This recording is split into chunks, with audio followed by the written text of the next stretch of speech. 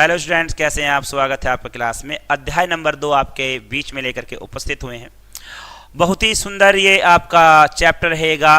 शनि ग्रह वैज्ञानिक निबंध है। शनि ग्रह के बारे में हम जानेंगे, पढ़ेंगे, क्योंकि इसमें बहुत सारी चीज़ें आपको सीखने के लिए मिलेंगी। बहुत सारी भ्रांतियां होंगी, बहुत सारी धारणाएं होंगी। कहीं पर इसे धर्म से जोड़ा जाएगा, तो कहीं पर इसे ज्योग्राफी से जोड़ा जाएगा, भूगोल से जोड़ा जाएगा। तो यहाँ पर हम इसके बारे में जानेंगे कि शनि है क्या, शनि ग्रह है क्या, इससे हम क्या क्या देखते हुए आए हैं और क्या क्या हम देखने के लिए मिलेगा, और वैसे इसका प्रभाव होता भी कैसा है। इसी तरह से हम शुरू करते हैं, बढ़ते हैं आगे की तरफ। शनि ग्रह ये वैज्ञानिक निबंध है प्यारे बच्चों आपका। प्रस्तुत वैज्ञानिक निबंध में लेखक ने शनि ग्रह की रोमांचक प्रस्तुति की है। शनि की रचनाएं एवं इसकी प्रकृति के सजीव चित्रण के साथ साथ लेखक इस ग्रह से जुड़ी भ्रामक धारणाओं का निराकरण करने में भी सफल रहा है। चलेगा, अब बढ़ते हैं इसके बारे में, पढ़ते हैं इसके बारे में। ठीक है, सौर मंडल के सबसे बड़े ग्रह बृहस्पति के बाद शनि का ग्रह का स्थान आता है। अब देखिए, अगर हम सौरमंडल में ग्रह की बात हम करते हैं तो सूर्य के 8 ग्रह हैं वर्तमान में। पहले 9 हुआ करते थे। 9वां ग्रह 2006 में उसे बाहर कर दिया गया, 8 रह गए हैं। पहला बुध होता है, दूसरा आपका शुक्र है, तीसरा पृथ्वी है, चौथा मंगल, 5वां बृहस्पति, 6वां शनि, 7वां अरुण और 8वां वरुण होता है। तो यहाँ पर जो अगर देखा जाए क्षेत्रफल की दृष्टि से या आकार की दृष्टि से, तो यह दूसरे नंबर का बड़ा ग्रह होता है। सौरमंडल का दूसरा बड़ा ग्रह है। यह हमारी पृथ्वी से करीब 750 गुना बड़ा है। यानी कि अगर इसको तोड़ के अलग किया जाए, ये इतना बड़ा है कि हमारी पृथ्वी, इसमें 750 पृथ्वी बन जाएंगी। ठीक है, इसके बाद शनि के गोले का व्यास 116,000 किलोमीटर है, अर्थात पृथ्वी के व्यास से करीब 9 गुना अधिक हो जाता है प्यारे बच्चों। आगे बढ़ेंगे। इसी के साथ में सूर्य से शनि, अब दूरी की बात करेंगे कि सूर्य से शनि कितनी दूर है। सूर्य से शनि ग्रह की औसत दूरी 143 करोड़ किलोमीटर है। यह ग्रह प्रति सेकंड 9.6 किलोमीटर की औसत गति से करीब 30 वर्षों में सूर्य का एक चक्कर लगाता है, जबकि पृथ्वी 365 दिन में एक चक्कर सूर्य का लगा लेती है, लगाता है। अतः 90 साल का कोई बूढ़ा आदमी यदि शनि ग्रह पर पहुंचेगा तो उसे ग्रह के अनुसार उसकी उम्र होगी सिर्फ 3 साल। ठीक है, हमारी पृथ्वी सूर्य से करीब 15 करोड़ किलोमीटर दूर है। तुलना में शनि ग्रह 10 गुना अधिक दूर है। इसे दूरबीन के बिना कोरी आंखों से भी आकाश में पहचाना जा सकता है। पुराने जमाने के लोगों ने इसे पीले चमकीले ग्रह को पहचान लिया था। प्राचीन काल के ज्योतिषियों को सूर्य, चंद्रमा और काल्पनिक राहु केतु के अलावा जिन 5 ग्रहों का ज्ञान था, उनमें शनि सबसे अधिक दूर था। अब देखेगा यहां पर क्या क्या आपको दिखाई देता है। यहां पर पुरानी कथाओं के अनुसार सूर्य, चंद्रमा, शनि और राहु केतु भी दिखाई देते हैं। ठीक है, शनि को शनिश्चर, देखिए हम कहते हैं ना बातों बातों में कि तेरे ऊपर शनिश्चर चढ़ गया, वो शनिश्चर नहीं होता, वो शनिश्चर होता है, कहलाता है। आकाश के गोलक पर यह ग्रह बहुत धीमी गति से चलता दिखाई देता है। इसीलिए प्राचीन काल के लोगों ने इसे शनिश्चर नाम दिया था। शनिश्चर का अर्थ होता है धीमी गति से चलने वाला, है ना। क्या होता है? धीमी गति से चलने वाला होता है शनिश्चर। ठीक है, आगे बढ़ेंगे। ये क्या हो गया? आगे बढ़ते हैं, पृष्ठ दूसरा लेते हैं। बहुत अच्छी जानकारी आपके बीच में आ रही है। इसी के साथ लेकिन बाद के लोगों ने इस शनिश्चर को शनिश्चर बना डाला। शनिश्चर का नाम लेते ही अंधविश्वासियों के रूह कांपने लगती हैं। फलित ज्योतिषियों की पोथियों में इस ग्रह को इतना अशुभ माना गया है कि जिस राशि में इसका निवास होता है, उसके आगे पीछे की राशियों को भी यह छेड़ता है। एक बार यदि यह ग्रह किसी की राशि में पहुंच जाए तो फिर 7.5 साल तक उसकी खैर नहीं। हमारे देश के पुराने ग्रंथों में शनि को मथीन भी कहा गया है। मथीन का अर्थ होता है मंथने वाला या पीड़ा देने वाला। अब देखिएगा कमाल की बात, मैंने भी आपको ज्योग्राफी के बारे में बताया, फिर उसके बाद में मैंने बताया आपके जो पौराणिक कथाएं उसमें भी कैसे कैसे होता है। ठीक है, इसी के साथ में यह पीड़ा देने वाला, इस अर्थ के आधार पर भी शनि को कष्ट देने वाला ग्रह मान लिया गया है। वस्तुतः काफी प्राचीन काल में ही शनि को एक अनिष्टकारी ग्रह समझ लिया गया था। महाभारत के भीष्म पर्व में शनिश्चर का उल्लेख है। पूर्व फाल्गुनी को पकड़कर शनि उसे पीड़ित करेगा। शनैश्चर विशाखा नक्षत्र के समीप वर्ष भर रहेगा और ग्रहों की ये स्थितियां अत्यंत कनिष्ठकारी हैं। तो इसी तरह से देखेगा ये कितना डरावना ग्रह बना दिया है, जबकि सूर्य से काफी दूर है, पृथ्वी से काफी दूर है, पृथ्वी से 750 गुना बड़ा है। और जब लोग कहते हैं कि तेरे ऊपर शनि है, शनि भारी है तेरे ऊपर, शनि इतना बड़ा है कि अगर पृथ्वी के ऊपर आ जाए तो पृथ्वी को मिनटों की सेकंडों में चूर्ण से भी ज्यादा पाउडर बना देगा। लेकिन लोगों को इतना डराया जाता है कि तेरे ऊपर शनि है भाई, है ना। तो ये बातें आती हैं। हमारी पौराणिक कथाओं के अनुसार शनि महाराज सूर्य के पुत्र हैं। अब सूर्य के पुत्र शनि हैं, सूर्य के पुत्र अरुण है, यम है, सूर्य के पुत्र मनु हैं और सूर्य की पुत्री का नाम यमुना है। ठीक है, यमी। भैंसा इनका वाहन है।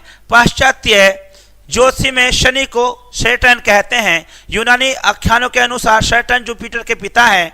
रोमन लोग सैटर्न को कृषि का देवता मानते हैं। हमारे देश में शनि महाराज तेल के देवता बन गए हैं। ये अलग अलग देशों में जा करके अलग अलग प्रभाव इन्होंने छोड़ा है। ठीक है, तो यहाँ तेल के देवता है, शनिवार को सब तेल चढ़ाते हैं। पुराने जमाने के ज्योतिषियों ने पता नहीं क्यों शनि को एक अत्यंत अशुभ ग्रह करार दिया था। ईसा की 6ठी सदी के महान भारतीय ज्योतिषी वराहमिहिर ने तो अपने बृहस्सिंहा ग्रंथ में शनि के अशुभ फलों के बारे में शनिश्चराचर नामक एक स्वतंत्र अध्याय ही लिख डाला। बाद के फलित ज्योतिषियों ने वराहमिहिर का यह अधानुकरण किया। ठीक है, उसके अधानुकरण मतलब अंधे होकर के लग गए और उसमें और नई नई बातें जोड़ते चले गए। इसी के साथ में आगे बढ़ेंगे। वस्तुतः शनि सौरमंडल का सर्वाधिक सुंदर ग्रह है, लेकिन पुराने जमाने के ज्योतिषियों या ज्योतिषी अपनी कोरी आंखों से इस ग्रह की सुंदरता को देखने या पहचानने में असमर्थ नहीं थे। अभी की बात बताओ, 400-500 साल पुरानी बात हो जा रही है। अभी 1609 ईस्वी तक किसी को भी आकाश की ज्योतियों को दिव्य दृष्टि देखने का अवसर नहीं मिला था। गैलीलियो ने पहली बार दिव्य दृष्टि अर्थात दूरबीन से आकाश का अवलोकन किया। जो कोई भी दूरबीन से शनि को देखेगा, इस ग्रह के बारे में उसके पुराने ख्याल अवश्य बदल जाएंगे। शनि को यदि दूरबीन से देखा जाए तो इस ग्रह के चहु और विलय या कंकण दिखाई देते हैं। प्रकृति ने इस ग्रह के गले में खूबसूरत हार डाल दिए हैं। शनि के इन विलय काया कंकणों ने इस ग्रह को सौरमंडल का सबसे सुंदर एवं मनोहर पिंड बना दिया है। पुराने जमाने के ज्योतिषियों को शनि के इन विलयों की जानकारी नहीं थी। शनि के अद्भुत विलय और इसकी अन्य अनेक विशेषताओं के बारे में विस्तृत जानकारी हमें आधुनिक काल में ही मिली है। इसमें भी ज्यादा प्रमाणिक जानकारियां आंतरिक जानों का युग शुरू होने के बाद पिछले करीब 2 दशकों में मिल सकी हैं। तो ये देखेगा, इसके बारे में पुराने लोगों को नहीं पता था, लेकिन जब दूरबीन से देखा गया तो पाया गया कि इससे अच्छा और इससे सुंदर ग्रह कोई हो ही नहीं सकता, और यह लोगों ने बिल्कुल बेकार बता दिया। ठीक है, इसी के साथ आगे बढ़ेंगे। शनि क्रमानुसार सौरमंडल का 6वां ग्रह है। यह बृहस्पति यूरेनस के बीच की कक्षा में सूर्य की परिक्रमा करता है। सूर्य से बृहस्पति ग्रह जितना दूर है, लगभग उतना ही बृहस्पति से शनि ग्रह दूर है। शनि ग्रह इतना बड़ा है कि इसमें हमारी 750 पृथ्वियां समा सकती हैं, परंतु इस ग्रह का भार केवल 95 पृथ्वी के बराबर ही है, क्योंकि यह गैसीय गोला है। हमारी पृथ्वी बड़ी ठोस है, ये गैसीय पिंड है, इसलिए वजन इसके पास में इतना है जितना हमारी 95 पृथ्वी के पास होगा, लेकिन आकार इतना बड़ा है कि 750 पृथ्वी इसके अंदर आ जाएंगी। कारण यह है कि शनि की दिव्य राशि का औसत घनत्व बहुत कम है, पानी से भी कम। अतः शनि ग्रह को पानी के किसी बहुत बड़े महासागर में डालना संभव हो तो यह उसमें डूबेगा नहीं, बल्कि तैरने लग जाएगा। सौरमंडल में सबसे कम घनत्व वाला पिंड शनि ही है। तो ये देखेगा सबसे घनत्व कम वाला है, यानी कि वजन ज्यादा नहीं है। ये अगर पानी के ऊपर डाल दिया जाए तो ये ऊपर तैरता फिरेगा, डूबेगा नहीं। इसी के साथ शनि ग्रह अत्यंत मंद गति से हमारे करीब 30 वर्षों में सूर्य का एक चक्कर लगाता है। इसीलिए साल भर के अंतर के बाद भी आकाश में शनि की स्थिति में कोई विशेष परिवर्तन नहीं दिखाई देता। यह एक राशि में करीब 2.5 साल तक रहता है, लेकिन शनि का दिन हमारे दिन से काफी छोटा होता है। यह ग्रह 10 घंटे और 14 मिनट में अपनी धुरी पर एक परिक्रमा पूरी कर लेता है। अतः शनि का एक वर्ष इसके अपने करीब 25,000 दिनों के बराबर होगा।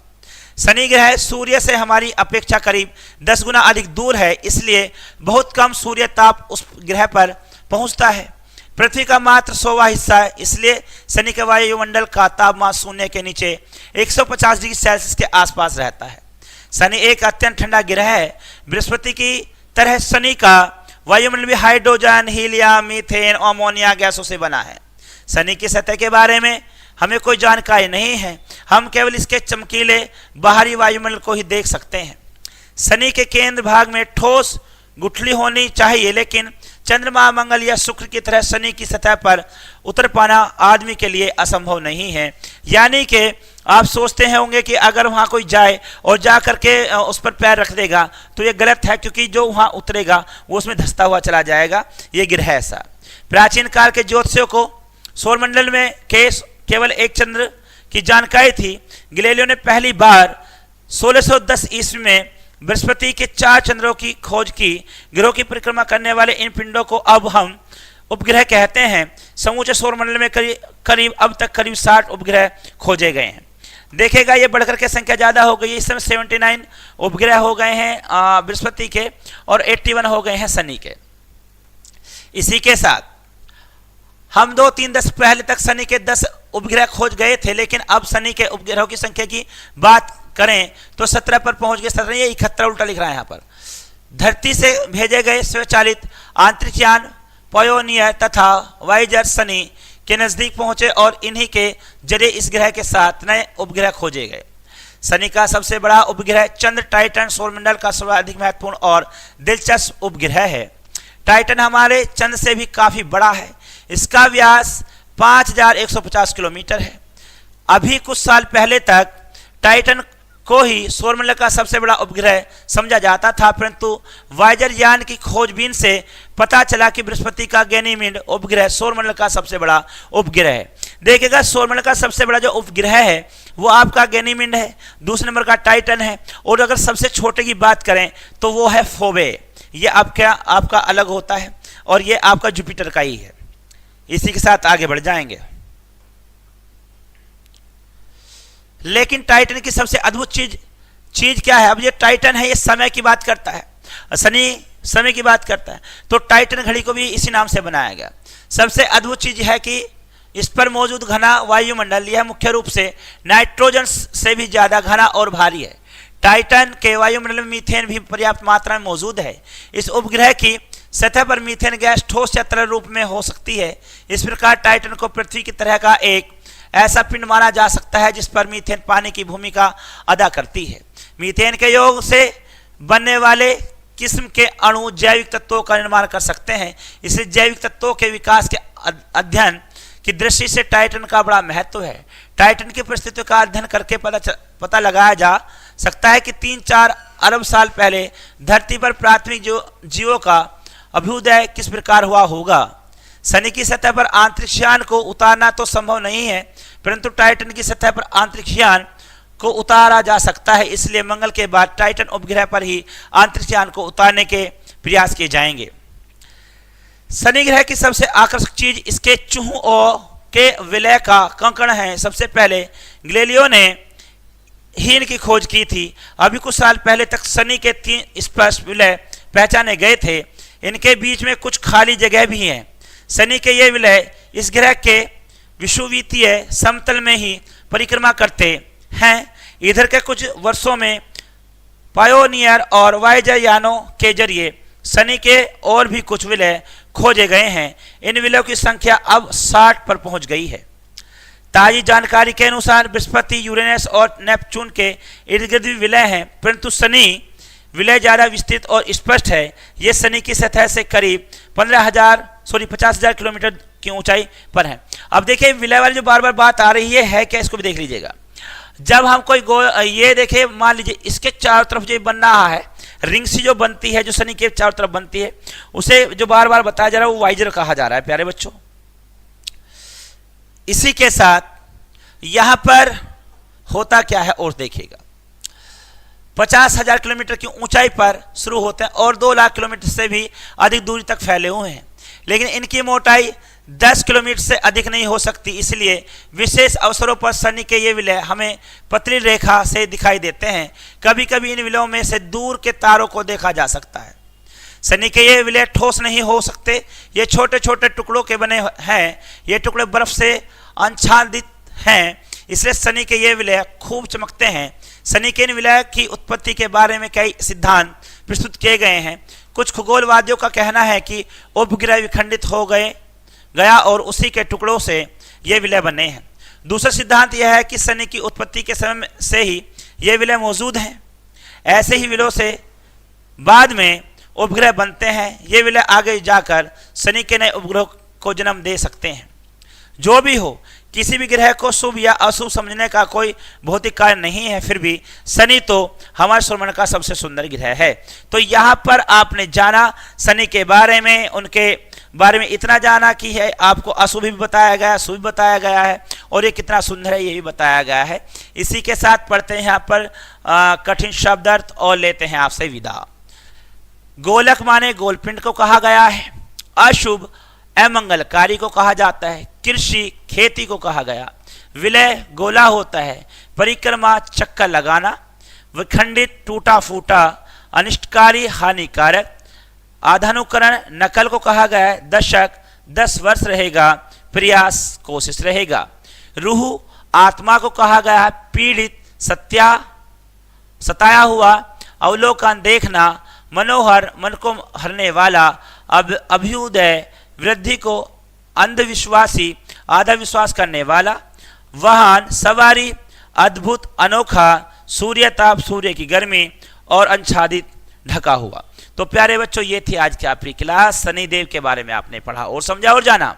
पाखंडवाद से लेकर के भौगोलिकवाद तक आपने सब कुछ जाना है, इसीलिए मैं कहूँगा इस पर अच्छे से पढ़िएगा, अमल कीजिएगा।